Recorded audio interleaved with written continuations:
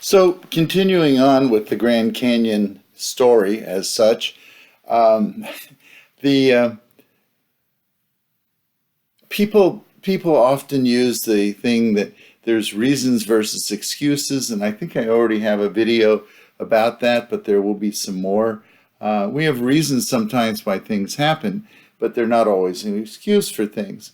But our character is built in different ways, and this goes to the Grand Canyon story concept. If you look on the page in my website that shows the Grand Canyon, it has a little blurb on it, shows a pretty view of the Grand Canyon. We always look at how pretty the Grand Canyon is. But it says if the Grand Canyon was just smooth and flat and shiny, it would be pretty, but it wouldn't have any character. The Grand Canyon would be very little without the character that was established because of the wind, the erosion, the bad weather, the rains, the snow. Give it some texture and character. When this is the whole idea, is that the Grand Canyon was made from little water drops that ran through there. It was made from the wind blowing through. It scarred the hills, but the hills look better that way. There's something going on there. It's not just flat and plain. When we make anything too plain, it's nice, but we don't all want a beige life. We don't want it all to be light gray or beige so that everything is mellow. Your character is developed by the conflicts. Your character is developed by the wind. Your character is developed by the trauma and how you react to it. My basic thing in my office here most of the time now are my domestic violence batterers classes. And a lot of the people, they're court ordered, and a lot of the people are like, I can't believe this is happening to me, and it's her fault, it's his fault, it's the cop's fault, whatever.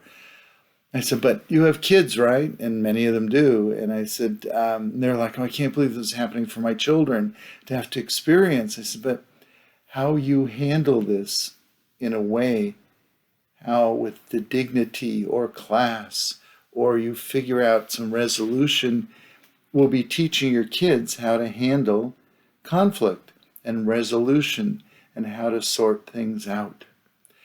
We don't usually hear the best songs, we don't get the best poems, we don't get the best stories when everything goes well. It's when we have that angst, consternation, frustration, and pathos that we start to grow. In the government, we do that. When things are going really well, people pay no attention to things because they're going okay. But when it goes wrong, we start checking things out.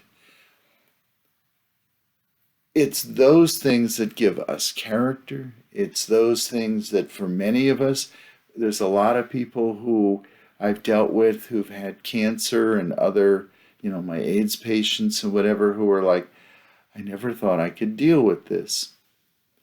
And it's those things that make you think.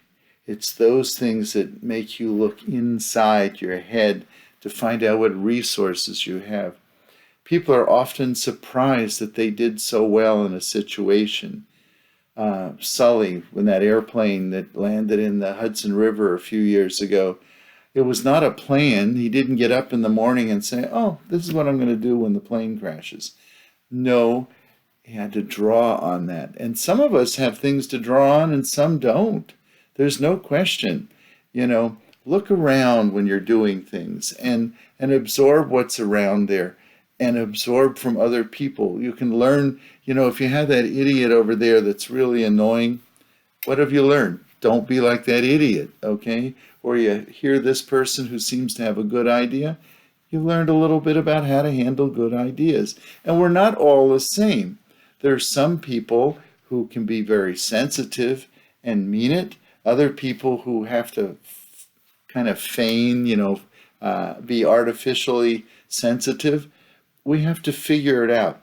And that's part of the role of your life, is to enjoy the journey, but also make it productive and hopefully make it productive for other people so that they've gained something by your being around.